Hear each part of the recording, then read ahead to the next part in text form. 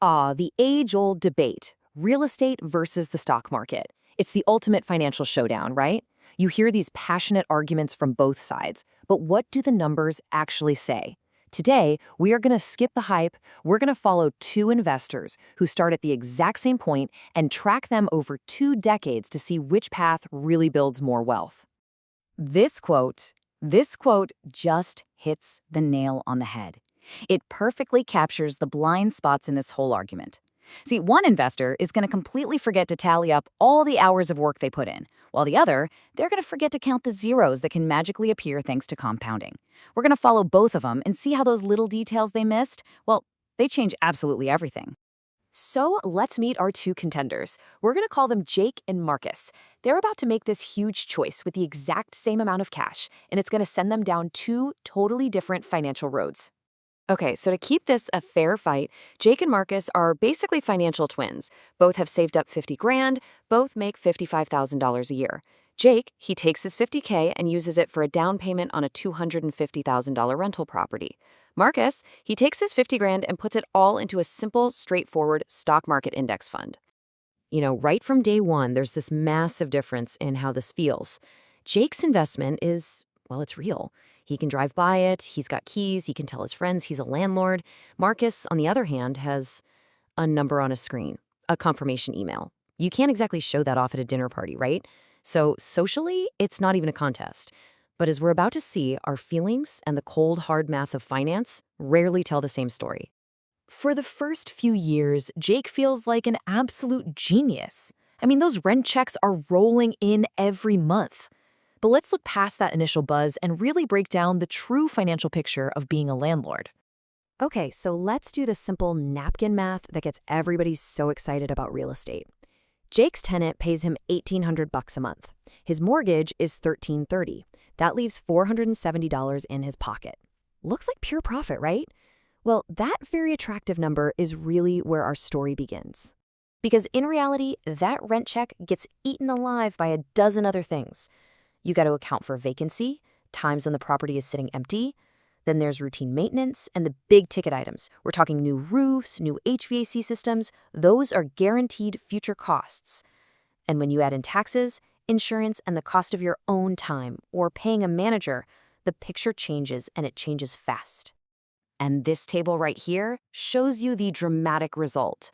On paper, Jake's gross cash flow over 3 years looks awesome. Almost $17,000. But then reality hits. A new water heater, fixing a leak, taxes, insurance. Just 1 month without a tenant, and suddenly that big profit shrinks down to maybe just a few $1,000s. That is a huge, huge difference. But, and this is a very big but, Jake has one massive advantage, and it's called leverage.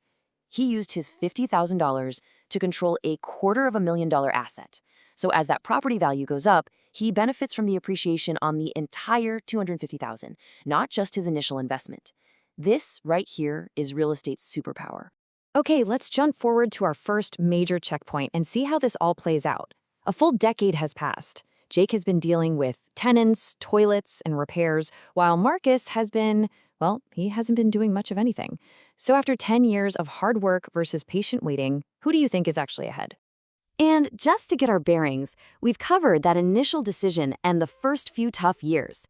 Now, we're right here, at that critical 10-year mark, halfway to the finish line.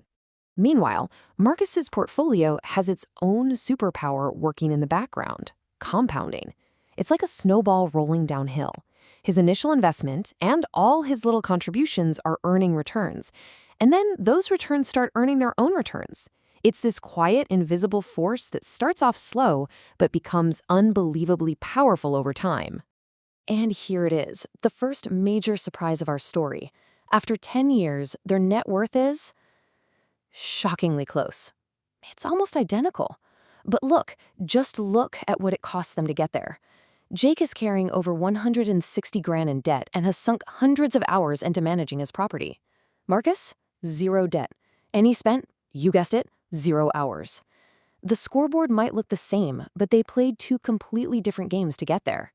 All right, let's hit fast forward and go straight to the finish line. 20 years. 20 years have passed since that $50,000 decision.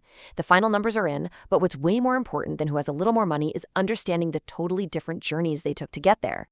And here we have it, the final verdict. After 2 decades, they've landed in almost the exact same spot, with a net worth somewhere in the mid-400,000s. Isn't that wild? 2 completely different strategies, powered by 2 completely different forces. Jake's by leverage, Marcus's by compounding, and they ended up at the same destination. This really just says it all. Their financial outcomes are pretty much the same, but their experience couldn't be more different. Jake had to actively manage, repair, and stress over his investment. It was basically a part-time job. Marcus's wealth grew while he was sleeping, while he was working his regular job, while he was living his life.